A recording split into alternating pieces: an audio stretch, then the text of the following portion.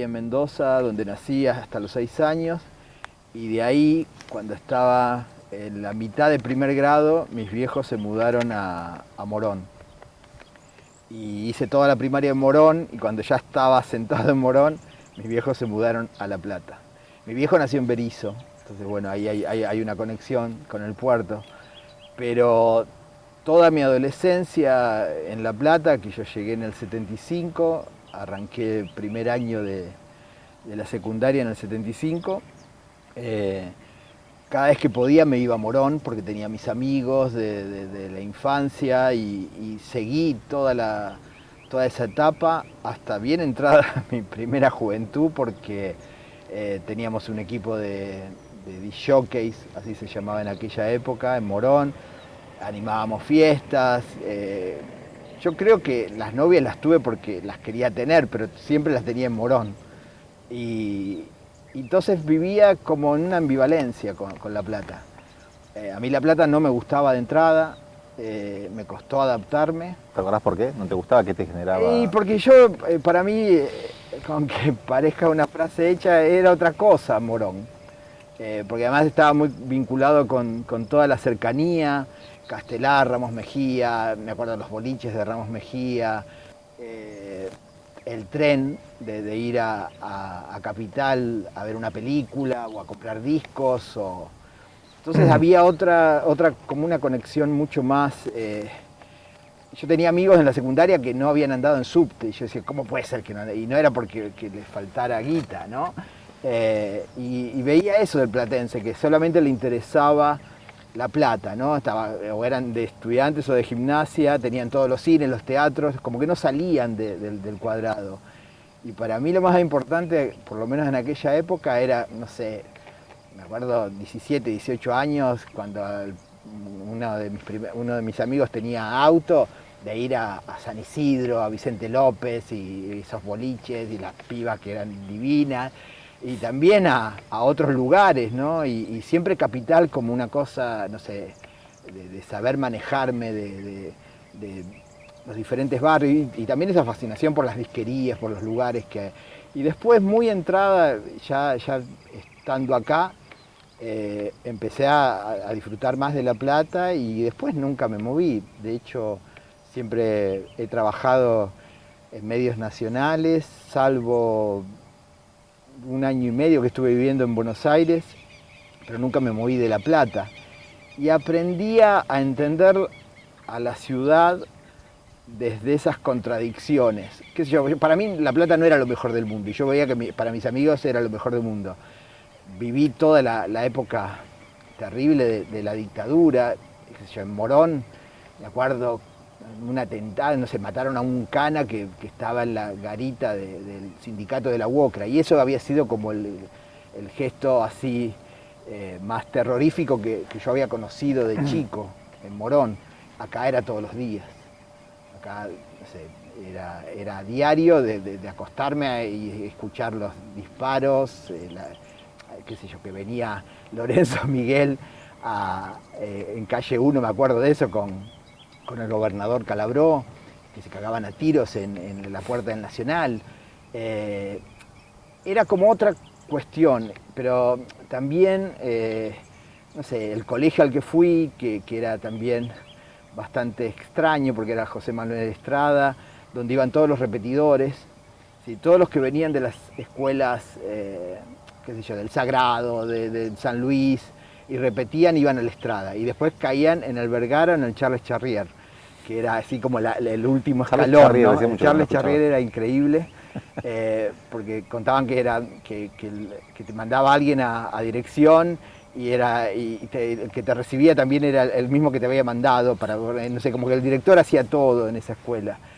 Y también, no sé, eso, estar en primer año y la división de quinto, que los echaron a todos por montoneros, ¿no? Entonces eran esos dos mundos. Ese primer año, Oscar, ¿en qué año fue entonces? 75. 75. Y después, no sé, cosas terribles como, no sé, para mí el golpe, se sabía que venía el golpe, todas las cuestiones, no sé, le digo, 24 de marzo me dijo, no hay clases, y además estar acostumbrado a escuchar la cadena nacional o poner Radio Colonia, y que sonara, que contaba, bueno, golpe militar en Argentina, empezaban a sonar las marchas toda la mañana, no había radios, y mi viejo me llevó a la escuela.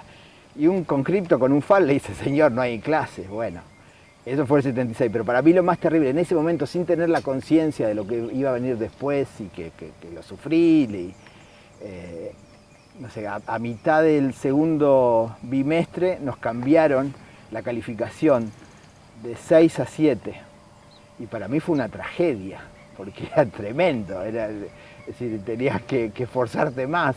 Y siempre, qué sé yo, me gustaba, pero siempre fue muy vago, estaba en la calle jugando al fútbol, no sé, siempre era como, o escuchando música. Pero ya bien entrado a los 80, primera novia en La Plata, y ahí, bueno, como que me asiento y empiezo a entender mejor la ciudad desde esa mirada un poco crítica que tenía. Había entre comillas extranjera también, porque al fin y al cabo no eras de la ciudad, digamos, no, te permite un sí, distanciamiento. pero había esa cosa tilinga que tiene La Plata y que poca gente lo dice, ¿no? Esa mirada... Dijiste tiene, no tenía. Sí, tiene, sí. Después vamos a hablar de eso, ¿no? Tranqui. Pero para mí lo más importante era abrir el juego, ¿no? hacia diferentes lugares. Y en Morón, que es conurbano, hay otro agite, es particular, es muy fuerte eso. Y qué sé yo nunca había virus, por ejemplo, y porque me la pasaba yendo de acá para allá, no sé, me perdía cosas increíbles. Es más, cuando tuvo la posibilidad de escribir, después de terminar el libro de Luca, el editor de Planeta decía, bueno, vamos por la de Federico. Y yo, el gran miedo que tenía era que, che, voy a escribir un libro y nunca había virus, que se puede hacer tranquilamente, ¿no? Pero para mí me parecía algo terrible, qué sé yo, a mí me gustaba más Sumo, Soda Stereo, otras cosas que escuchaba por esa, Charly García, Spinetta, muy fanático de Spinetta. Pero bueno, La Plata fue el lugar donde también me metí en el rock. Es notable eso, que yo, ver con 14 años a La Máquina de Hacer Pájaros en el Club Atenas, yo dije, quiero estar acá. Eso fue como una marca, porque además toda la gente que estaba en la puerta, hacía unos meses que había sido el golpe militar. Toda la gente que estaba adentro o por entrar no era la misma gente que yo, no sé, conocía o era la que veías por la calle, era como otras maneras, otras formas y cómo qué sé yo, lo peleaban al Cana de la puerta. Me acuerdo que un flaco le decía, a ver el de gorrita si se corre, y el Cana con una cara de odio que lo quería matar a ese. Y para mí eso era revolucionario. Disruptivo, claro. Sí, o verlo a Charly García y que se ponía a bailar y que uno de abajo le decía, no, sentate, tocá, ¿no? También aprender esas cosas, ¿no? De cosas conservadoras que también tenía el público de rock. Pero bueno, ver a La Máquina a mí me marcó y fui un enfermo de toda la obra de Charly García en esa primera etapa.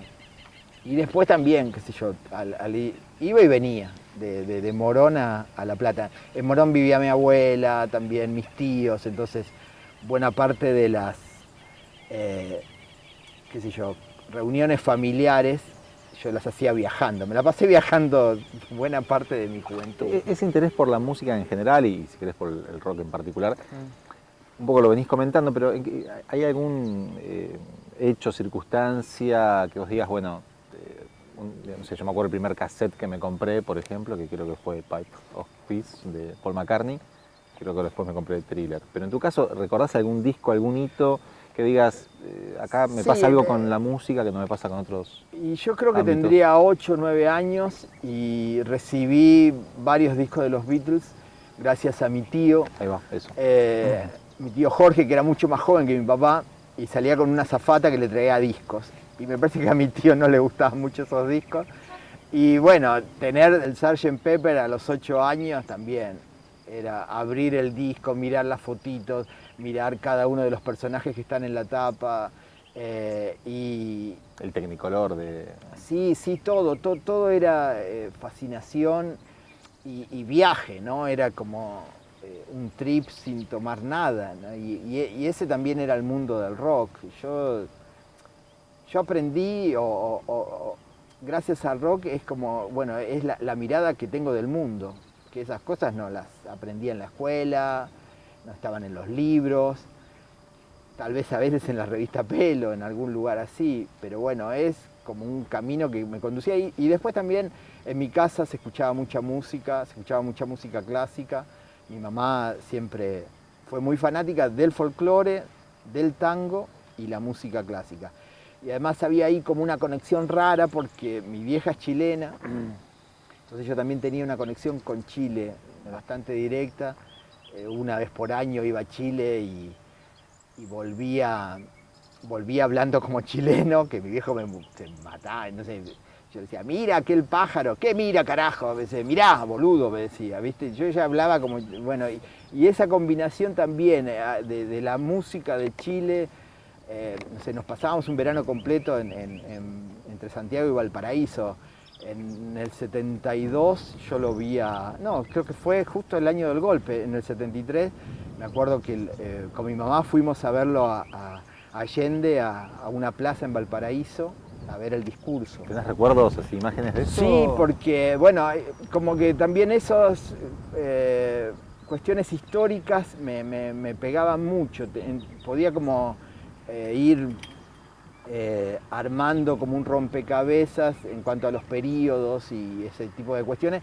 Y también aprender eso, no sé, de las amigas de mi vieja, las más chetas, estaban con Pinochet y las otras o que tenían una conciencia social o más política, obviamente estaban con Allende. En la casa de mi madrina había un busto de Allende, me acuerdo, porque su hermano había sido candidato por alguna elección, pero más que nada de la época que Allende estaba más cercano no era tan de izquierda, sino que estaba en otros lugares. Pero bueno, más allá de eso son cuestiones aparte. Era muy fuerte todo ese contraste y viví toda la dictadura de Pinochet. Oscar, comentabas recién, bueno, iniciaste tu secundaria en el año 75, un año antes del golpe. Vivís, obviamente, ese cambio drástico en lo cotidiano que fue la aparición de los milicos en marzo del 76. Terminás la secundaria y ¿cuál fue tu siguiente paso en la vida, digamos? Creo que siempre lo que hago es que, para que no me rompan las pelotas, no sé, porque ha pasado en casi todos los laburos y creo que en la carrera también. No tenía algo claro, me gustaba la historia, pero no sé por qué me metí en ciencias económicas, estaba medio de moda en aquella época. Como yo iba a la Estrada, tenías media beca si entrabas en la Católica. Y era más o menos lo mismo, era como una escuelita, ibas de 8 a 12 al mediodía y después te rajabas y me la pasaba en Arbis todas las mañanas, no sé. Recordame que era Arbis. Arbis era un bar que estaba ahí en 49, 1 y 2, que era por aquella época era un lugar amable. Y me acuerdo que hice el curso de ingreso, no me gustó nada y a mitad de año dejé. En Económicas de la UCA. En Ciencias Económicas de la Católica. Y al otro año me metí en Derecho. Era medio como el lugar obvio. Ya en la UNLP. No. En aquella época tenías entrar a Derecho en la Universidad Nacional era imposible, y no estaba dispuesto. Y también me iba bien, mis viejos no me rompían las pelotas y yo seguía siendo de las mías. Bien. Yendo y viniendo. Ya empezaba a trabajar como DJ. Teníamos muchas fiestas en Morón y eso estaba bueno y a mí me permitía, no sé, un amigo, había uno que había estudiado en un colegio industrial y entonces sabía armar los equipos. También otro amigo el padre tenía una carpintería, entonces armábamos las cajas, entonces teníamos todo como una especie de sistema bastante casero, pero bastante autogestivo. Y era como no era un medio de vida, nada que ver, Después sí, ya más de grande empecé a pasar música en el Bauen, de una forma, entre comillas, profesional. Y seguí estudiando Derecho hasta que me harté de la Católica. Me acuerdo que hubo 2 o 3 días de paro en la facultad. Funcionaba en el mismo lugar que funciona la Estrada. Entonces era como estar en la escuela. Y queríamos armar un centro de estudiantes. Y nos sacaron a patadas, ¿sí? Con represión incluso. Lo cual era una contradicción hacer un centro de estudiantes en la Católica, ¿no? En ese momento, plena dictadura, Un 81. oxímoron, podríamos Sí, decir. sí. Bueno, yo soy clase 62, así que también dentro de lo que era la etapa del secundario, eh, viví también esta cuestión de Malvinas, saqué número bajo. Me acuerdo de eso, es algo que la otra vez lo pensaba.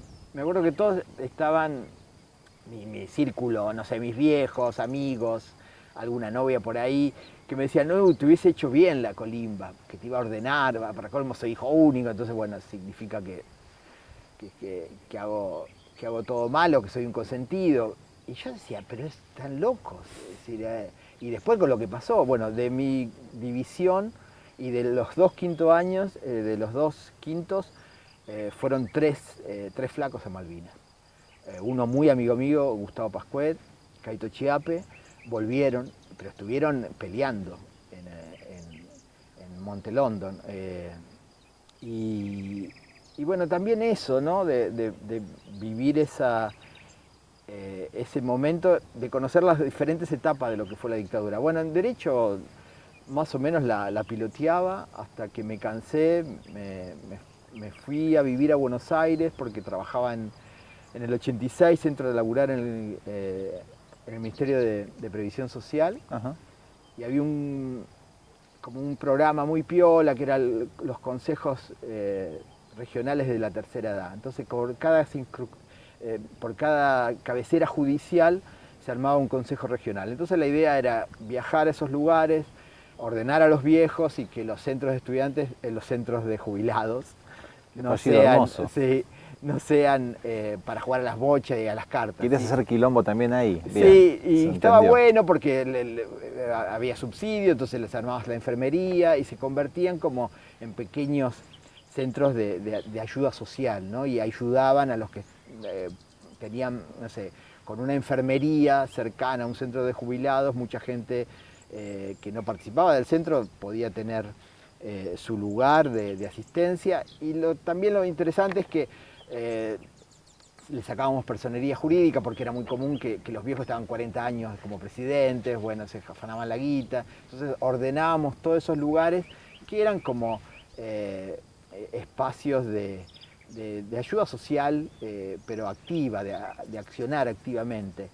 Y me la pasaba viajando y me acuerdo que los mejores asados de mi vida me los comía ahí porque llegaba a Salto y el intendente nos recibía porque había subsidios y había cosas y nos comíamos unos asados bárbaros, pero veías el laburo concreto porque después esos espacios avanzaban, incluso se hizo un congreso de consejos regionales, iba a salir una ley provincial.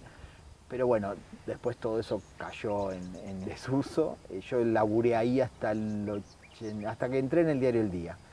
Y entonces, bueno, ya tenía mi laburo con 23, 24 años. Seguía pasando música. Pero en el medio escribías, no tu formación. Nada. Bueno, y me cambié a la facultad de Lomas de Zamora, que era una facultad estatal, que me acuerdo que fue la primera que tenía una cátedra de Derechos Humanos. Facultad de Lomas, de Lomas de Zamora de Derecho. Que me reconocían más materias que las que yo tenía en La Plata. Y era un chino, vivía en Buenos Aires, viajaba a Lomas de Zamora, volvía a veces a La Plata. Bueno, me harté de todo y dejé Derecho y me metí, ya tenía un laburo, no sabía que iba a estudiar o qué, pero ya con 26, 27 años me metí a un taller literario de Vicente Cito Lema. Mira, claro. Y me encantó. Y la primera nota que hice fue, hacía poquito que se había muerto Luca Prodan, fue la relación de la heroína y Luca Prodan, ¿no? Claro, porque de hecho Cito Lema ha elaborado mucho eso con Pichón Rivière, Sí, en sí, sus sí, conversaciones, sí. ¿no? Yo Los vínculos. salía con Claro. una asistente social que al mismo tiempo estudiaba en la Escuela de Psicología Social de La Plata. Fue Entonces Rutilio. conocí todo un mundillo muy, muy particular también, que eso es muy de La Plata, ¿no? Es decir, si querés, el rock de La Plata es multidisciplinario por esas mismas cuestiones. No sé, un músico que su novia estudia psicología y por eso lee a Carl Jung y no sé, llega a esos lugares, esos links, ¿no? tal cual. Y eso es muy de acá y todo en un espacio bastante reducido. Pero bueno, me encantó el taller, incluso hablé mucho con Vicente y dio muchas charlas en aquella época. Yo era fanático de dos revistas por aquel momento, que era Crisis, que la dirigía Vicente Cito Lema, y El Porteño. Claro. Y era el final del alfonsinismo, el inicio del menemismo, y era uno de los pocos lugares donde vos te podías enterar de lo que sucedía. Me acuerdo el informe de La Tablada, donde se hablaba de las desapariciones y de los fusilamientos, que eso no se habló en ninguna parte.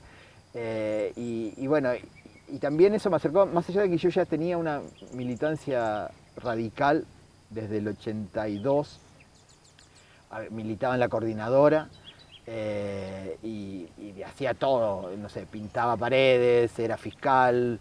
Me acuerdo que mi familia, los Jalil, eran todos balvinistas y cuando yo me metí en Renovación y Cambio estaban todos de la cabeza, pero cuando Trócoli arregla con Alfonsín, todos después que viene Alfonsín y después de 83 estaban todos felices, pero en un primer momento había muchas broncas en cuanto a los balvinistas auténticos y a Renovación y Cambio, y que Alfonsín era trosco, que era guerrillero, bueno, todas las estupideces que se dijeron en aquel momento, que hoy en día vos las decís y el que te escucha decir, pero ¿qué está diciendo? ¿No? Bueno, después pasaron muchas cosas. Pero bueno, también tenía que ver con eso, y ahí creo que fue en 90, me metí a estudiar periodismo. Ya bien. Grande. Que era escuela todavía, ¿no? Sí, era escuela en 44. Claro, entre 8 y 9. Y que yo me notaba, qué sé yo, con los pibes de 18, 19 años, vos ya tenés 26, 27, notás la diferencia. Yo me sentía viejo ya, entonces, al lado de esos pibes o pibas. Y en el 91, un tío mío, Marcelo Jalil, me dice, ¿y vos que estudias periodismo, por qué no vas al diario El Día? Y yo odiaba El Día, porque El Día había sido la contra de la coordinadora, sobre todo, ¿no? En todo el periodo alfonsinista, y sobre todo acá en La Plata. Hay un diario conservador también. Sí, súper conservador, pero las peores cosas, y que yo, que mi viejo puteara por las cosas que leía de estudiantes, no sé, pero también era como el diario de La Plata, que la gente miraba los avisos fúnebres, bueno, era como esa tradición también muy platense. Y entonces lo pensé, digo, bueno, y llevé, me acuerdo, él tenía un amigo que trabajaba en la redacción, un periodista de política muy importante dentro del diario, y me hizo una prueba. Me acuerdo que hice una nota sobre los retiros voluntarios, que se había sacado Cafiero en aquel momento, y yo estaba con ganas de salir, de tomarme un retiro voluntario para cambiar de laburo. Y le gustó la nota, todo, pero me dijo, mira, acá no hay lugar. Y qué sé yo, no sé si fue de fachatez o qué, pero yo le dije, mira, a mí me gusta escribir sobre música, me parece que la página de música es horrible, ¿te puedo traer notas? Sí, dale. Y estaban los dos, Marcelo, no me voy a acordar el nombre del otro periodista, pero bueno, estaba Lalo Panseira. Claro. Y empecé a llevarle notas semanalmente a Lalo, y a partir de ese momento, bueno, dije, bueno, lo hago durante 5 o 6 meses, si no pasa nada, ya está. Lalo, hay que decirlo, un maestro, ¿no? Me Sí, imagino que te editaba las notas. Fue mi mentor, además. Bueno, surge una posibilidad de una pasantía de verano era muy común que el diario tomara estudiantes en el verano durante 3 meses porque la mayoría de la gente se iba de vacaciones. No porque le interesara mucho la... Pasé por esa beca, así que Ah, pasaste, sí, buena, sí. la conocés entonces. Y ahí Lalo, hago la beca por 3 meses, yo escribía así, con máquina de escribir todavía en aquella época, eso es principios del 92. Año 92 empiezo a laburar en la sección de espectáculos con Constanza Scarpinelli, con Aide Trota, una poeta muy importante de la ciudad, y quedé. Y lo lindo fue que, qué sé yo, para entrar al diario siempre tenés que pasar por los suplementos barriales, hacer locales, que tenés policiales. que cubrir baches, todo eso. Bueno, yo me entré directamente a espectáculos y creo que si me sacaban de ahí me iba. No lo iba a soportar. Y bueno, ahí arrancó el laburo y fue la escuela. Así, al poco tiempo dejé periodismo porque yo, no sé, iba a la cátedra de... ¿cuál es la cátedra de escrituras? Gráfica 1. Gráfica 1, claro. Sí, 2 y 3. que la 3 estaba bárbara porque estaba Malarro. Estaba Malarro, tal cual. Pero la 1, el pibe que nos enseñaba a titular o a hacer bajadas. La 5W. Sí, y yo decía, esto yo ya lo estoy haciendo y yo me sentía totalmente incómodo y laburaba mucho tiempo en el diario. Entraba a 11 de la mañana hasta 7, 8 de la noche y fue la escuela, mi escuela de periodismo fue ahí y a mí lo que me interesaba era escribir, no me interesaba la planificación ni otras cuestiones, así que seguí en el diario hasta en el año 2001. Suplemento que justamente en esa década también era un referente de la cosa cultural, no tanto, o no solamente quiero decir musical, digamos. Me acuerdo de las encuestas de fin de año donde ustedes le preguntaban a los músicos qué leían, qué películas, digo, había como una efervescencia cultural que quizás, vos me dirás, no se ve tanto ahora. ¿Cómo ves la escena platense de aquella época con respecto a la de ahora? También con un marco político quizás no tan distinto al de ahora también, ¿no? No, me parece que aquella... Disculpa, y agrego lo colectivo también, donde lo colectivo quizás, me parece, estaba como más preponderante que ahora. Me parece que toda la era predigital es otro planeta. Ahí va, eso. No se puede comparar. Creo que ahora hay otra facilidad. Antes una banda en la década del 90 jamás iba a llegar un disco. Era algo muy difícil. Ni que hablar las pocas bandas de La Plata, más allá de Virus y Los Redondos, si vos te pones a fijar en el historial, no hay bandas muy poquitas que editaron en la década del 80. Y en la década del 90 también había una gran crisis económica, más allá de que ahora se la pinte de otra manera. Era muy difícil, pero me parece que había una desilusión política y muchos pibes que antes tenían una intención o un deseo, se dedicaron más al arte en la década del 90. Yo de eso estoy convencido. Hubo desde arriba un vaciamiento ideológico, claro, pero me parece que la forma de expresión era el arte y acá sucedieron cosas increíbles en la década del 90, pero me parece que no se puede comparar. Me parece que ahora los medios de difusión son otros, está Instagram, está Facebook, bueno, están las plataformas, está la instantaneidad que uno te permite encontrar todo a los 2 segundos y la cosa es mucho más fácil en un punto, es engañoso eso, en un punto es más fácil. Pero, no sé, yo en la secundaria no había nada de información. Iba a un flaco que yo sabía que de segundo B tenía el disco de Sui Generis y yo iba y le preguntaba, che, ¿cómo es el disco de Sui Generis? Esa era la información. Y bueno, me parece que ahora hay muchos más lugares. En la década del 90 Gorriones sacó su primer disco, lo producía Zeta Bosio, que era un soda en plena época de explosión latinoamericana. El video lo pasaban en MTV, Cachabacha, me acuerdo que vos prendías la tele y estaba. habían salido mejor banda en el CIDE Clarín, la banda Revelación, y después tocaban acá en La Plata y llenaban un Atenas a medias.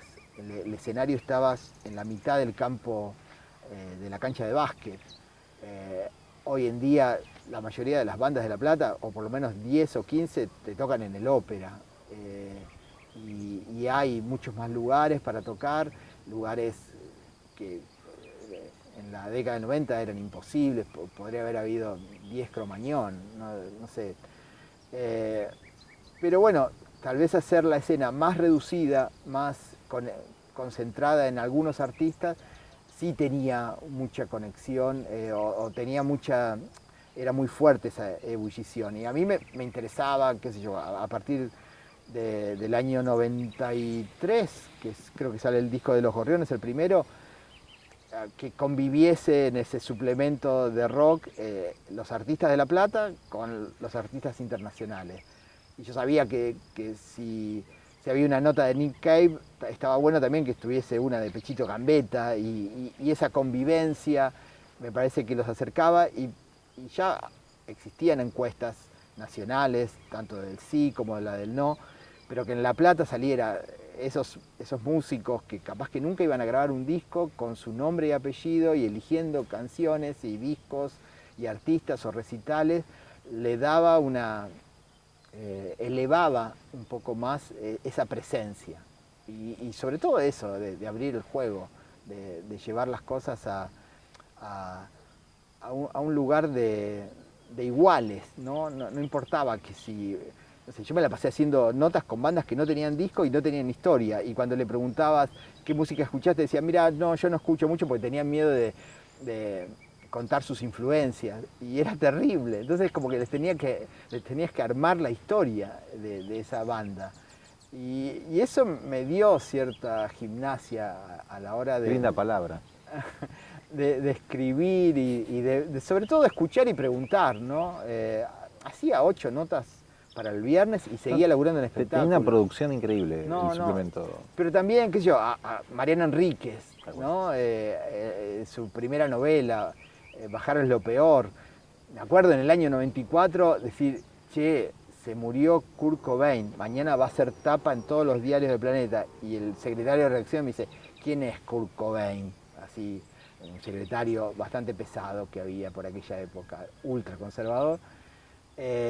Y justamente Marisa Álvarez dice, sí, hay que ponerlo. Y bueno, sale en la tapa. Bueno, era una lucha permanente. Lo que pasa es que también yo tenía claro que lo que hacía no le interesaba a nadie porque no jodía los intereses del diario. Eso estaba muy claro. Y tenías un suplemento de 8 páginas como el CIDE Clarín con fotos, y todos los pibes iban a ver la cartelera. Eso era lo más importante, la cartelera de los viernes, donde te enterabas. Sí. Pero a veces llegaba un aviso y te levantaban parte de la cartelera, y yo sabía que eso era, que me iban a odiar los músicos porque dependían de eso, ¿no? Pero siempre con esa cuestión clara que al otro día ibas a la verdulería y estaban envolviendo los huevos con ese suplemento. Es innegable que el suplemento ha hecho historia. Sí, yo tuve muchísima libertad y adoré esa etapa del diario porque toda la gente, bueno, que firmen los fotógrafos. Los fotógrafos podían hacer otros planos y otras fotos que el diario no les permitía hacer en la edición tradicional. Entonces, hay algunos fotógrafos muy reconocidos ahora que arrancaron ahí, ¿no? Por ejemplo, Martín Lucesole, Leo Vaca, Fernando Masobrio. ¿Boneto? Boneto no me acuerdo si estuvo en Clarín, pero fue una etapa muy de mucha conexión con los diseñadores. Hacíamos tapas locas. Me acuerdo. Juan Soto, un ilustrador genial, hacer cómics o tapas, así dibujos de hip hop, de diferentes, ilustrar la tapa con sus dibujos, ¿no? Y que los fotógrafos firmen y mandar las fotos torcidas, difuminadas, y ellos estaban chochos porque podían laburar ahí, podían mostrar algo más que la foto del choque de 7 y 49, qué sé yo. Oscar, contame, no quiero terminar la conversación sin preguntarte qué fue la conspiración. Me gusta cómo suena como pregunta, ¿qué fue la conspiración? También otra escuela formativa, yo en el Boulevard del Sol, gracias Eso fue anterior, digamos, ¿no? Sí, Fue pero era justo cuando yo entro al diario. Ah, En el Boulevard del Sol, un boliche increíble donde había recitales y se hizo un concurso muy importante que fue La Plata Rock en el 91, ajá. que ganó Peregrinos, que es la banda previa a Estelares. Ahí lo conozco a Rocambole, al Mono Cohen, y obviamente Marcelo Mamblona, que era el dueño del Boulevard. Nos hacemos muy amigos, y también Horacio Fibercor. Y los cuatro formamos La Conspiración, que era una empresa destinada al fracaso, ¿no? Y como muchas de las cosas que, no sé, si vos seguís la historia del Mono, te vas a dar cuenta de esas historias locas, como la vida en comunidad, de la cofradía. Bueno, casi todas las herramientas que después utilizaron los Redondos nacen de la sabiduría del Mono. Y yo era un periodista que recién arrancaba en un diario y estaba laburando con Rocambole, que no era el Rocambole que después explota mucho más a fines de los 90, pero era el dueño de la imagen de los Redondos. Y no sé, la idea del Mono siempre fue también esa, de abrir el juego, de traer bandas que eran originales, distintas. Me acuerdo que fuimos a buscar a la Versuit Vergarabat a Buenos Aires y tocaron en el Lozano. Marcelo Mamblona consiguió, gracias al sindicato del hipódromo, el Lozano, que en esa época lo administraban, y hicimos 2 noches con la Versuit, que no tenía disco todavía, pero era como la banda under que se venía, que tenía algo de los Redondos. Nos cagaron de acá a la China. Me acuerdo que habíamos hecho un acuerdo 70-30 de la producción, 70 obviamente para la banda, cambiaron 85-15. Entonces yo le digo al Mono, nos están cagando en la cara, bueno, en la próxima recuperamos, me dice. Estaba brindando con Sky y la Negra Poli. El pelado de la Versuit no lo podía creer, que estaba Sergio Martínez, el Mofercho, bueno, era como toda la comunidad ricotera estaba viendo en el Lozano. Arrancaron las 3 primeras filas de butacas que estaban pegadas al piso. Me acuerdo al gordo, el tipo del sindicato, le decía: gordo, tu vida y mi vida corren peligro, y lo agarraba así del cuello. Eran todas imágenes formativas, y trajimos, qué sé yo, a los Visitantes, a los Piojos, hicimos muchos recitales a los... hay este grupo de humor, bueno, ahora no me voy a acordar, pero muchas bandas, Tía Ñuto, que era la banda que después tocó Carca, Martes Menta, la banda de Minimal, siempre con una banda de La Plata, obviamente. Y bueno, con el Mono aprendí eso. Yo siempre digo que es el sexto sabio, ¿no? Y es alguien muy, muy didáctico sin enseñarte nada directamente, ¿no? Y lo valoro su amistad. Todavía nos seguimos juntando en La Conspiración los 4. Mira. Y hicimos un programa hace unos años que está en Mixcloud, que se llama La Conspiración. Son unos 20 programas, que es muy divertido, que el Mono apareciendo con una careta de Perón, por ejemplo, que hicimos un programa, no me acuerdo sobre qué tema, pero bueno, cosas así, siempre muy, muy activo, muy abierto, muy pensando en mañana, no en lo que él hizo antes, ¿no? Y alguien muy cercano y muy querido, ¿no? Después de dejar el diario El Día, el suplemento, empezás a colaborar en distintos medios nacionales y aparecen también los libros. Puntualmente tu último libro, que es Juventud Divino Tesoro, dedicado a Sumo, a Luca en realidad. Contame cómo son los procesos de investigación cuando el texto es mucho más largo. ¿Son similares, solo que se acumula texto? ¿Vos te preparás la información? Más allá del volumen, no me refiero al volumen, sino a la metodología de trabajo. Digamos, dejás de colaborar, por ejemplo, en otros medios para dedicarte a ese libro. Me imagino que a veces se puede, a veces no. ¿Cómo es el proceso de escritura de es un poco como la pregunta del puerto, porque voy a bajar las expectativas. Me banco el no, del que... no, yo nunca me hubiese imaginado escribir un libro de Luca, pero bueno, toda esa parte lleva un proceso. había una ley no escrita en el diario que si vos pasabas más de 10 años en el diario no te ibas más. Sí, sí, lo escuché. Y yo llevaba 9. Me faltaban muy poquitos meses para cumplir 10 años y me llama Hernán Ferreiros para ir a laburar a una .com de aquella época que era muy conocida, que era Ye, que era la página de Charlie Alberti. Sí, tal cual. Que tenía un sello discográfico, tenía una revista y No mucha recuerdo. plata, 20 millones del Citibank que le había conseguido, no sé cómo. Bien. Y así que teníamos, es decir, creo que ganaba 3 veces más, viajaba todos los días de La Plata a Buenos Aires, pero estaba fascinado porque ahí me empiezo a relacionar. Yo ya escribía en Irrecuptibles desde el 98 más o menos. Y gracias a un amigo de Irrecuptibles, Gustavo Álvarez Núñez, me recomienda con Hernán Ferreiros y fui editor durante 1 año y medio. Estuve viviendo en México como editor, pero al mismo tiempo la empresa se iba cayendo, y era 2001. Se estaba cayendo. Yo mandaba las notas desde México y me decían, no, mandásela a otro porque ese lo echaron ayer. Bueno, y yo decía, mándenme el pasaje. Bueno, y fue una experiencia increíble. No quise volver al diario, nos indemnizaron muy bien, me acuerdo, y zafé del corralito con mucha suerte.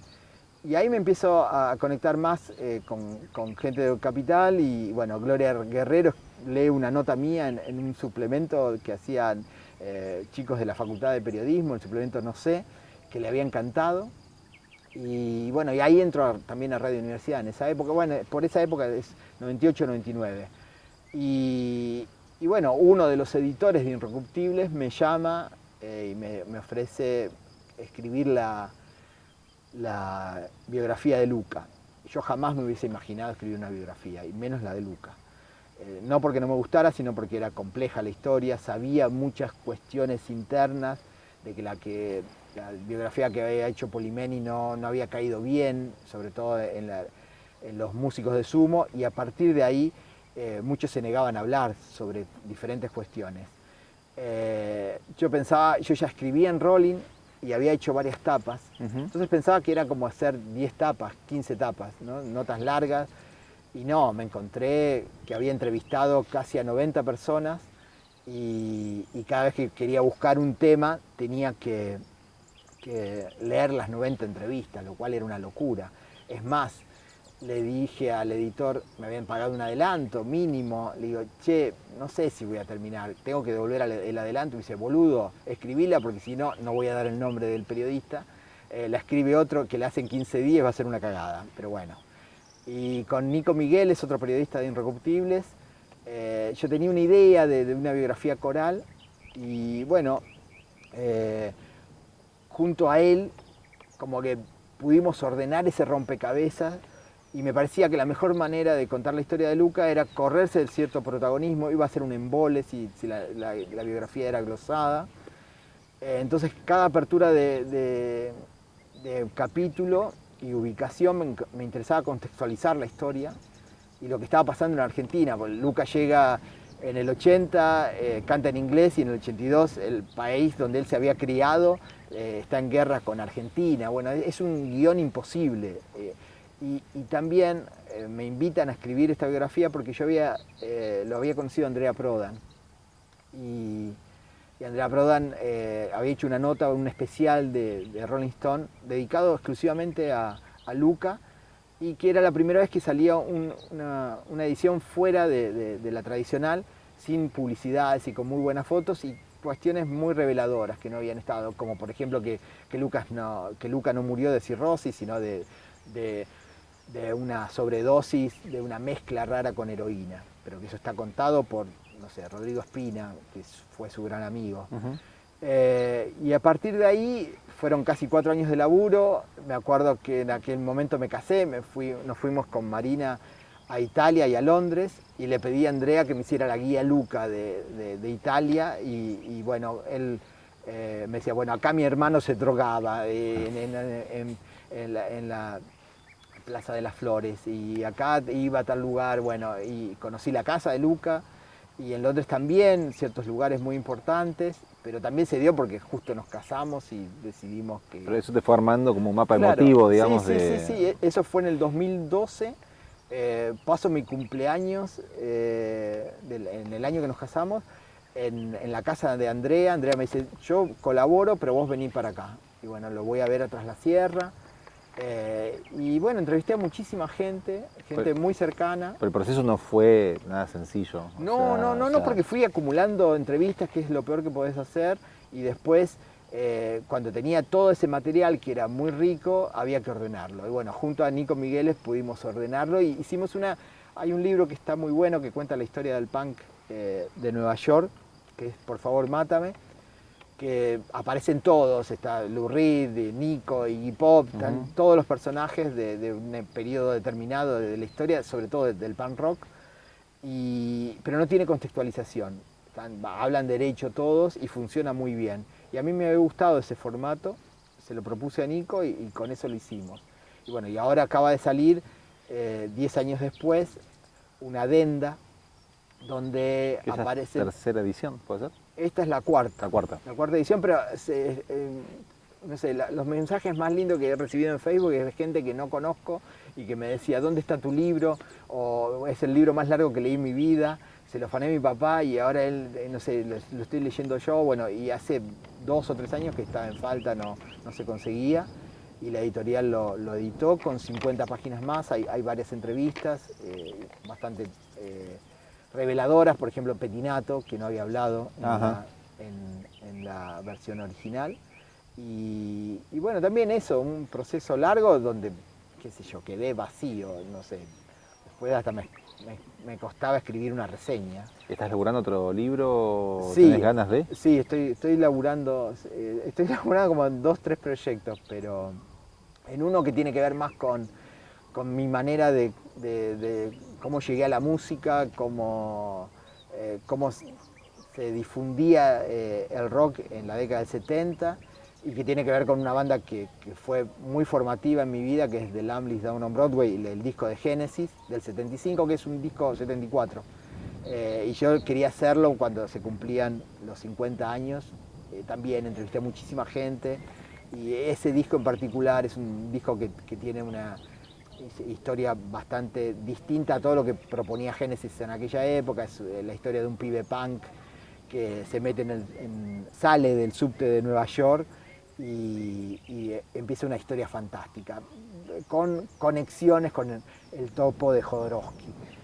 Es un disco muy raro porque es medio que anticipa el rock, es decir, Peter Gabriel tenía los pelos por acá, hasta los hombros, y se corta el pelo, se pone una campera de cueros, vaqueros y jeans y unas zapatillas tenis, y se parece a los Ramones, si vos ves las fotos de aquella época. Y bueno, fue su último disco. Este disco quedó como olvidado, pero es una historia conceptual donde hay muchísimas conexiones, ¿no? hacia el sexo, la literatura, el cine. Es algo increíble y que en la Argentina funcionó de una forma que marcó a muchísima gente, desde Charly García hasta Fernando Zamalea y muchísimos disqueros. Entonces hablé con toda esa gente que habla de qué le pasaba con el disco o qué sucedió con ese disco, y esa es la excusa para hablar de bueno, cómo funcionaba la música a mediados de la década del 70 y cómo fue evolucionando, ¿no? Y cómo Génesis se sale de la mayoría de las otras bandas progresivas sinfónicas, sino que tuvo como y ahora está por salir una caja con versiones de ese momento. Sigue el culto, incluso hay una banda, Genetics, que interpreta The Lamb completo con las 120 diapositivas de Nueva York, lo cual es una locura. Entonces es como un tema que da para muchísimas cosas, pero yo siempre quiero, lo que me interesa es no sé, lo que me gusta son las historias de lo que le pasa a la gente con los discos, ¿no? Y cómo llegaba a esos discos y cómo han funcionado en su vida, ¿no? Y cómo eso, en plena dictadura la música era el refugio, ¿no? Y vos escuchabas a Yes y por eso pegaba tanto el rock progresivo acá, ¿no? Entonces estabas en Marte, mientras afuera estaba todo de una forma horrible, ¿no? ¿Cómo te estás llevando con la música, entre comillas, actual? al ser musicalizador en universidad, estoy obligado y me obligo a escuchar música nueva. ¿Y qué te pasa? Y me pasa que hay cosas que me gustan mucho y otras que no me representan. Me parece que la música dura muy poco y que muchos músicos de la actualidad tienen que competir con gente, no sé, obviamente con 60 años de historia de rock, con los Beatles, con Pink Floyd. Ahí es mucho más fácil quedarte escuchando tus discos de Pink Floyd, que son geniales, o la de la primera etapa, que los nuevos, pero me parece que hay cosas increíbles. ¿Ejemplo? Y acá, bueno, hay bandas argentinas que, por ejemplo, mi amigo Invencible me encanta Woz, me encanta Duki. Hay artistas un poco más escondidos, hay bandas nuevas como Isla Mujeres acá en La Plata, Carmen Sánchez Viamonte. Cuando la vi era como estar en la época del diario El Día, cuando yo iba a buscar a esos artistas que nadie los conocía todavía no había salido su segundo disco solista. Hicimos una nota con una foto increíble en Rolling y fue como, no digo que la descubrí porque ya estaba en el aire, pero me parece un artista que se sale un poco de esa comodidad indie y es mucho más explosiva, ¿no? En cuanto a sus letras, en cuanto a su compromiso. Es realmente muy... Y además su capacidad vocal, como canta, ¿no? Es imposible no estar atento cuando ella canta. Pero hay muchísimas bandas que me gustan, que estoy atento, y muchas de afuera también. Diariamente en Radio Universidad recorremos un disco, que es La Puesta del Día. Entonces... En un programa tengo que preguntar, era ya para ir cerrando, Los Detectives Salvajes, donde homenajeas, entiendo yo, a Bolaño, y también escuché en alguna nota a Filmoteca, sí, ciclo sí, de cine que esperamos que vuelva en algún momento. Arrancamos en el 2013 y me acuerdo que yo odiaba toda esa cosa de que existía en la radio y que también tenía que ver con las redes sociales, ¿no?